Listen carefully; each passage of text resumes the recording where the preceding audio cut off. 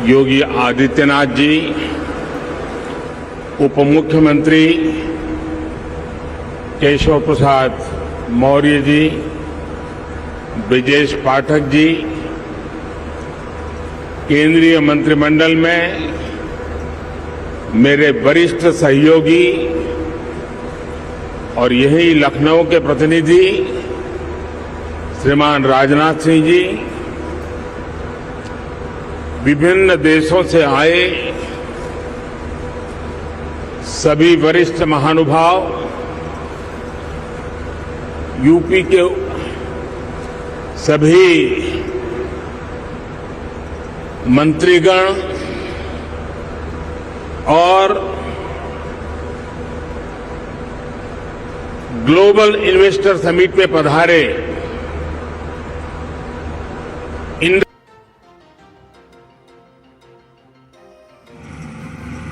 UP के सभी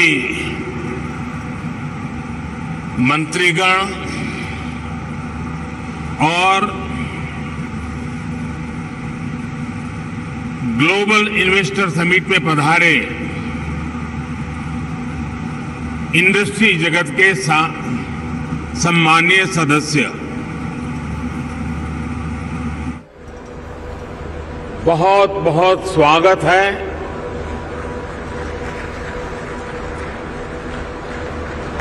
आप सोच रहे होंगे कि मैं मुख्य अतिथि होने पर भी ये स्वागत की जिम्मेदारी क्यों उठा रहा हूं। ये इसलिए क्योंकि मेरी एक और भूमिका भी है। आप सबने मुझे भारत के प्रधानमंत्री के साथ साथ उत्तर प्रदेश का सांसद भी बनाया है।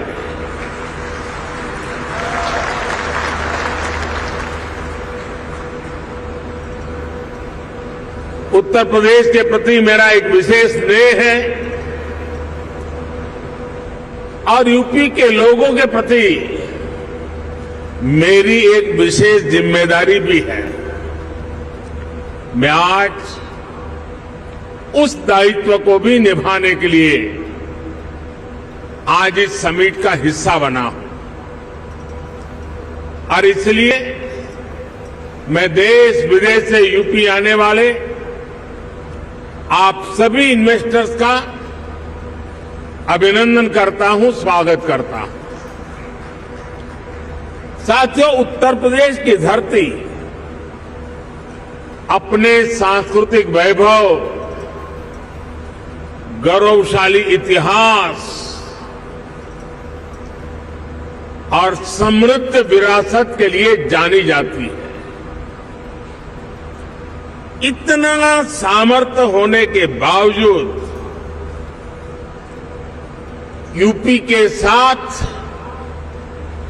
कुछ बातें जुड़ गई थी। लोग कहते थे यूपी का विकास होना मुश्किल है। लोग कहते थे यहां कानून व्यवस्था सुधरना नामुमकिन है। यूपी बीमारू राज्य कहलाता था। यहां आए दिन हजारों करोड़ के घोटाले होते थे। हर कोई यूपी से अपनी उम्मीदें छोड़ चुका था, लेकिन सिर्फ 5-6 साल के भीतर यूपी ने अपनी एक नई पहचान स्थापित कर ली है और डंके की चोट पर कर दी है। अब यूपी को सुशासन से, गुड गवर्नेंस से पहचाना जा रहा है। अब यूपी की पहचान बेहतर कानून व्यवस्था, शांति और स्थिरता के लिए है। अब यहां वेल्थ क्रिएटर्स के लिए नित्य नए अवसर बन रहे हैं। बीते कुछ वर्षों में आधुनिक इंफ्रास्ट्रक्चर, उत्तर प्रदेश के इस इंफ्रास्ट्रक्चर की जो पहल है उसके परिणाम नजर आ रहे हैं। बिजली से लेकर कनेक्टिविटी तक हर क्षेत्र में सुधार आया है। बहुत जल्द यूपी देश के उस इकलौते राज्य के तौर पर भी जाना जाएगा जहां 5 इंटरनेशनल एयरपोर्ट है।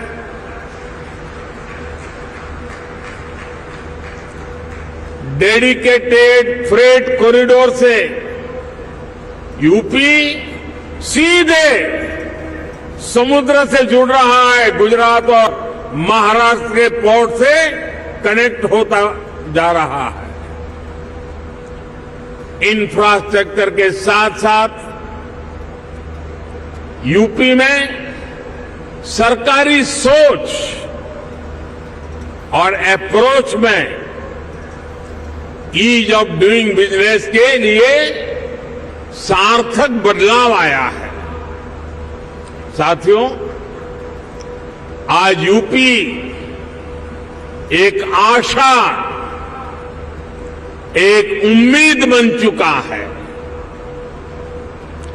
भारत अगर आज दुनिया के लिए ब्राइट स्पॉट है तो यूपी भारत के ग्रोथ को ड्राइव करने वाला एक अहम नेतृत्व दे रहा है।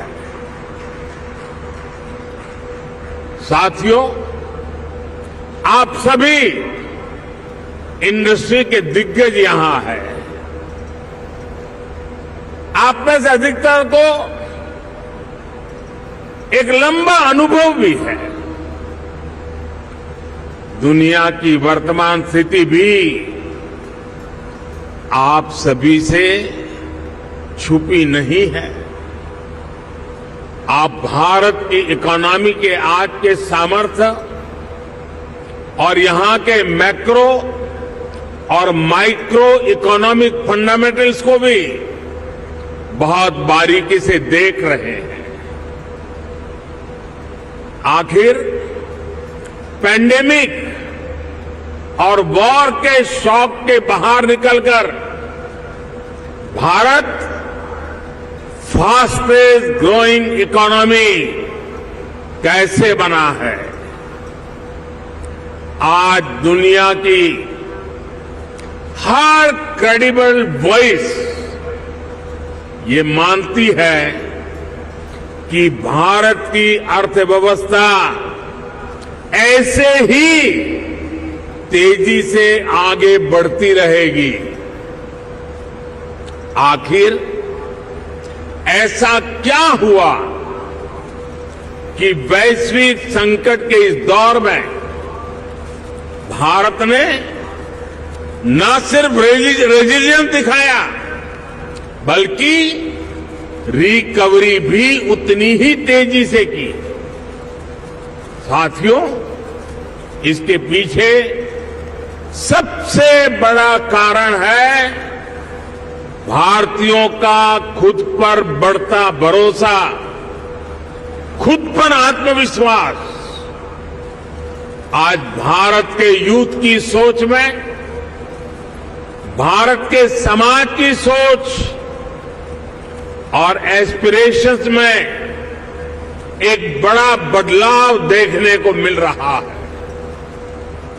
आज भारत का हर नागरिक ज्यादा से ज्यादा विकास होते देखना चाहता है। वो अब भारत को जल्द से जल्द विकसित होते देखना चाहता है।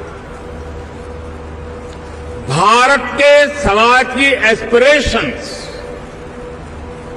आज सरकारों को भी पुश कर रही है और यही एस्पिरेशंस विकास के कार्यों में भी गति ला रही है। और साथियों, मत भूलिए कि आज आप जिस राज्य में बैठे हैं उसकी आबादी करीब करीब 25 करोड़ है। दुनिया के बड़े बड़े देशों से भी ज्यादा सामर्थ्य अकेले उत्तर प्रदेश में है। पूरे भारत की तरह ही आज यूपी में एक बहुत बड़ी एस्पिरेशनल सोसाइटी आपका इंतजार कर रही है। साथियों, आज भारत में सोशल, फिजिकल और डिजिटल इंफ्रास्ट्रक्चर पर जो काम हुआ है उसका बड़ा लाभ यूपी को भी मिला है। इस कारण आज यहां समाज सोशली एंड फाइनेंशियली बहुत अधिक इंक्लूसिव हो चुका है, कनेक्टेड हो चुका है। एक मार्केट के रूप में भारत अब सीमलेस हो रहा है। सरकारी प्रक्रियाएं भी सरल हो रही है। मैं अक्सर कहता हूं कि आज भारत आउट ऑफ कंपल्सन नहीं बल्कि आउट ऑफ कन्विक्शन रिफॉर्म करता है। यही कारण है कि भारत 40,000 से अधिक कंप्लायंसेस को खत्म कर चुका है, दर्जनों पुराने कानूनों को खत्म कर चुका है। साथियों, आज भारत सही मायने में स्पीड और स्केल के रास्ते पर चल पड़ा है। एक बहुत बड़े वर्ग की बेसिक जरूरतों को हमने पूरा कर लिया है, इसलिए वो एक लेवल ऊपर की सोचने लगा है, आगे की सोचने लगा है।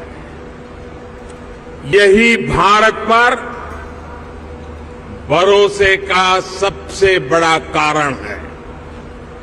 साथियों, कुछ दिन पहले भारत सरकार का जो बजट आया है उसमें भी आपको यही कमिटमेंट साफ साफ दिखेगा।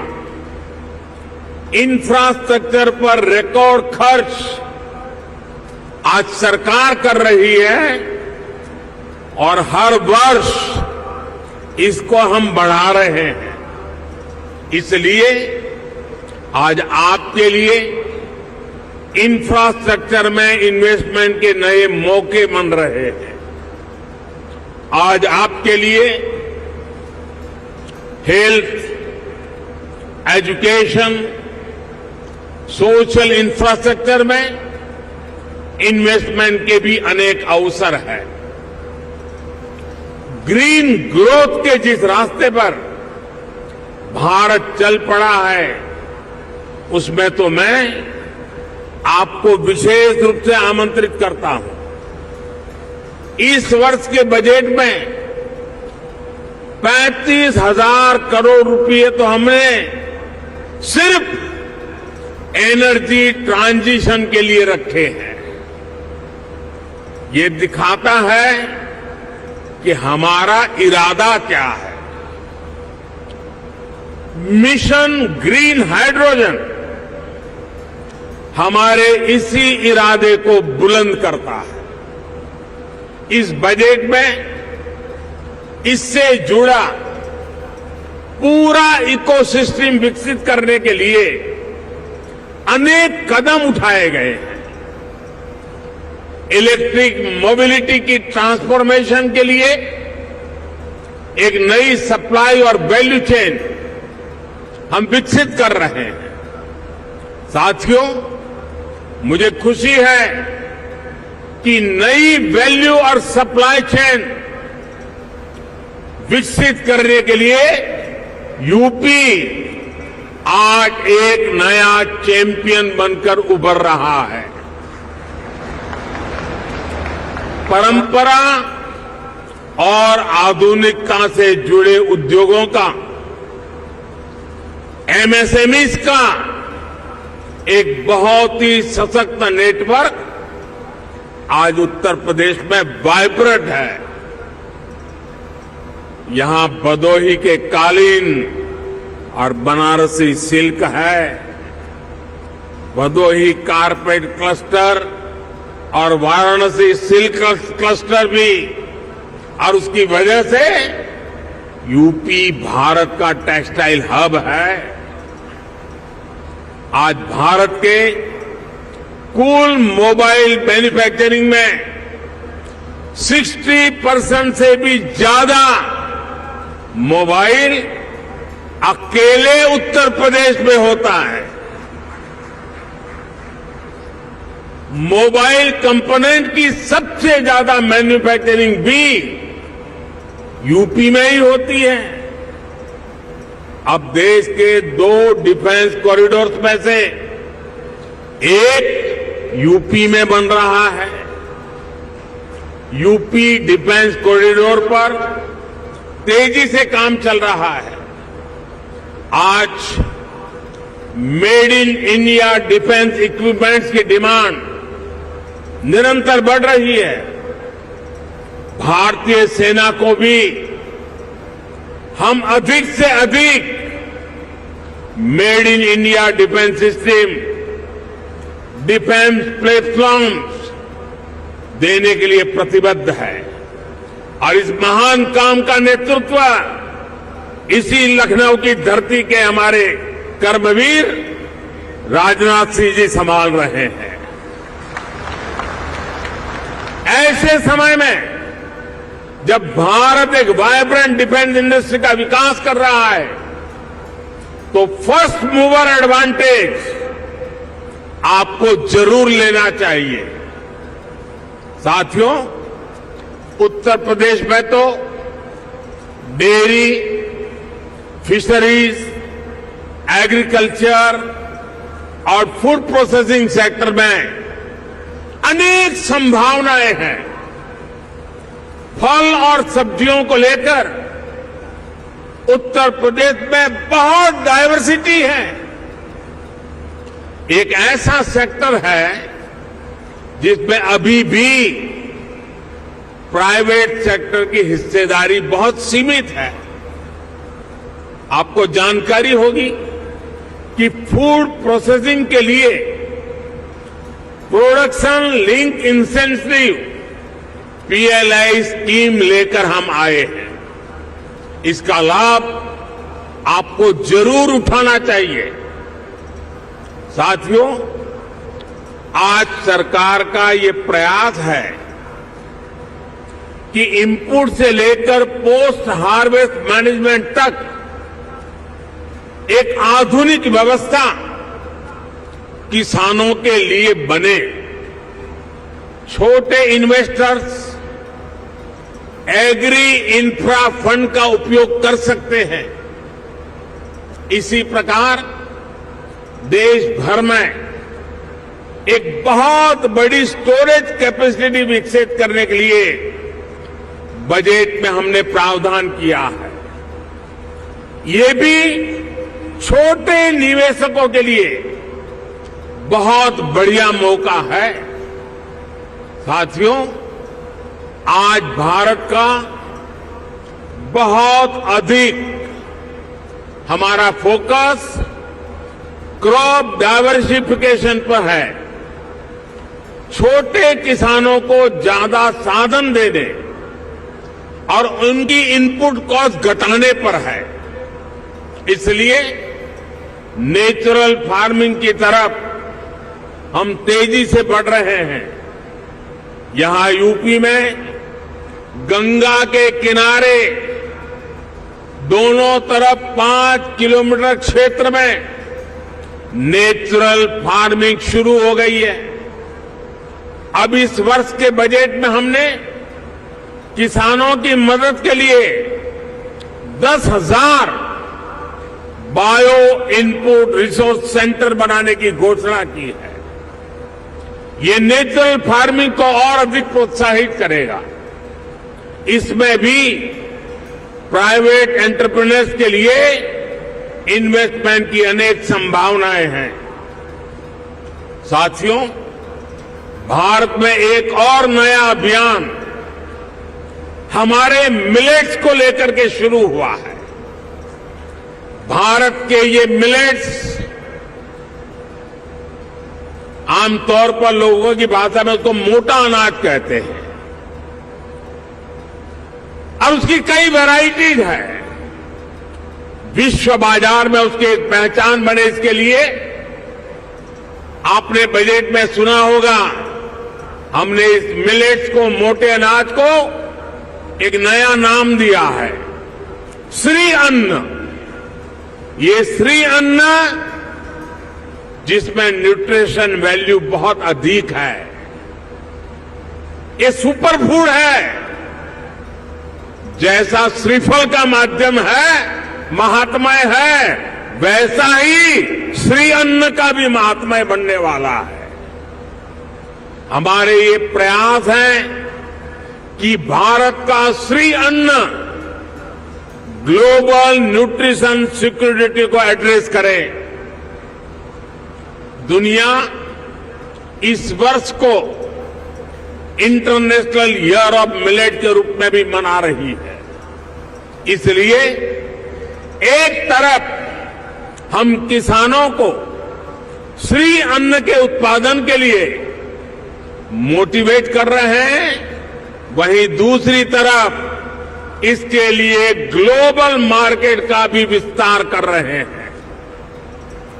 फूड प्रोसेसिंग सेक्टर से जुड़े साथी रेडी टू ईट और रेडी टू कुक श्री अन्न के प्रोडक्ट्स में संभावनाएं तलाश सकते हैं और मानव जाति की बड़ी सेवा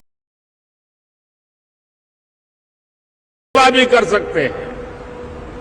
साथियों, उत्तर प्रदेश में एक और विषय में बहुत प्रशंसनीय काम हुआ है। ये काम एजुकेशन और स्किल डेवलपमेंट से जुड़ा है। महायोगी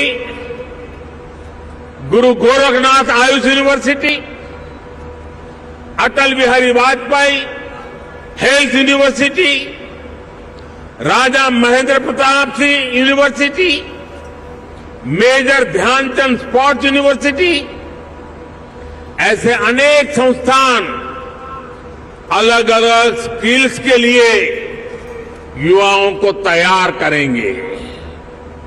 मुझे बताया गया है कि स्किल डेवलपमेंट मिशन के तहत अभी तक यूपी के 16 लाख से अधिक युवाओं को अलग अलग स्किल्स में ट्रेन किया गया है। यूपी सरकार ने पीजीआई लखनऊ, आईआईटी कानपुर में आर्टिफिशियल इंटेलिजेंस से जुड़े कोर्सेज भी शुरू किए हैं। और मैं जब अभी आ रहा था तो शिक्षा का जिनकी जिम्मे होती है, हमारी गवर्नर साहिबान चांसलर के रूप में वो काम देखती हैं, उन्होंने मुझे बताया कि उत्तर प्रदेश के लिए बड़े गर्व की बात है कि नेक एक्रेडिटेशन में इस बार उत्तर प्रदेश की 4 यूनिवर्सिटी ने हिंदुस्तान को अपना लोहा मनवा दिया है। मैं शिक्षा जगत से जुड़े लोगों को और चांसलर मैडम को हृदय से अभिनंदन करता हूं। देश के स्टार्टअप रिवॉल्यूशन में भी यूपी की भूमिका लगातार बढ़ रही है। आने वाले कुछ वर्षों में 100 इंक्यूबेटर्स और 3 state of the art centres को स्थापित करने का लक्ष्य यूपी सरकार ने रखा है। यानी यहां आने वाले इन्वेस्टर्स को टैलेंटेड और स्किल युवाओं का एक बहुत बड़ा पूल भी मिलने जा रहा है। साथियों, एक तरफ डबल इंजन सरकार का इरादा और दूसरी तरफ संभावनाओं से भरा उत्तर प्रदेश, इससे बेहतर पार्टनरशिप हो ही नहीं सकती। ये जो समय है, इसको हमें गंवाना नहीं चाहिए। भारत की समृद्धि में दुनिया की समृद्धि निहित है। भारत के उज्जवल भविष्य में दुनिया के उज्जवल भविष्य की गारंटी पड़ी है। समृद्धि की इस यात्रा में आप सबकी भागीदारी बहुत ही महत्वपूर्ण है। ये निवेश सबके लिए शुभ हो, मंगल हो, इसी कामना के साथ इन्वेस्टमेंट के लिए आगे आए हुए देश और दुनिया के सभी इन्वेस्टर्स को मैं अनेक अनेक शुभकामनाएं देता हूं और उत्तर प्रदेश के एमपी के नाते मैं आपको भरोसा देता हूं कि उत्तर प्रदेश की आज की सरकार, उत्तर प्रदेश की आज की ब्यूरोक्रेसी प्रगति के राह पर दृढ़ संकल्प होकर के चल पड़ी है। वो आपके सपनों को साकार करने के लिए, आपके संकल्पों को सिद्ध करने के लिए पूरे सामर्थ्य के साथ अग्रदूत बन करके आपके साथ खड़ी है। इसी विश्वास के साथ मैं फिर एक बार देश और दुनिया के इन्वेस्टर्स को हमारे उत्तर प्रदेश की धरती पर निमंत्रण करता हूं, स्वागत करता हूं। बहुत बहुत धन्यवाद।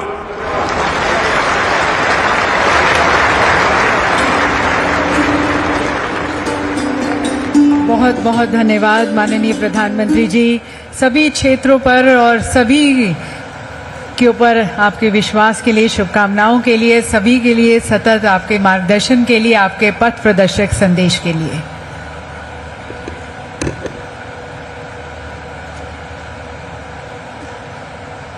देवी सज्जनों, माननीय प्रधानमंत्री जी के विचारों ने, उनके अंतर्दृष्टि ने हमें एक राह दिखाई है आगे और बढ़ने की, और एक सभी में नया उत्साह, नया जोश, नई ऊर्जा भरी है।